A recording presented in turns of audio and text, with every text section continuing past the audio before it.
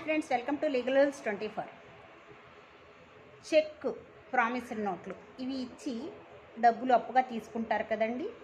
అలా చెక్ ఇచ్చేటప్పుడు జాయింట్ అకౌంట్కి సంబంధించిన చెక్కుని కనుక ఇస్తూ జాయింట్ హోల్డర్స్లో ఎవరో ఒకరు మాత్రమే ఆ చెక్ మీద సంతకం చేస్తే ఎవరు సంతకం చేశారో వారు మాత్రమే లీగల్లీ లైబుల్ అవుతారు. కానీ ఆ చెక్ మీద సంతకం పెట్టని ఇంకొక జాయింట్ హోల్డర్ అనేవారు లీగల్లీ లైబుల్ కారండి.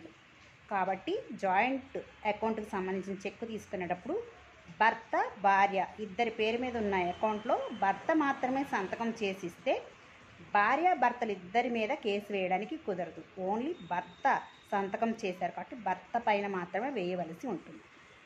ఈ వీడియో మీకు ఇన్ఫర్మేటివ్గా అనిపిస్తే సబ్స్క్రైబ్ చేయండి, లైక్ చేయండి.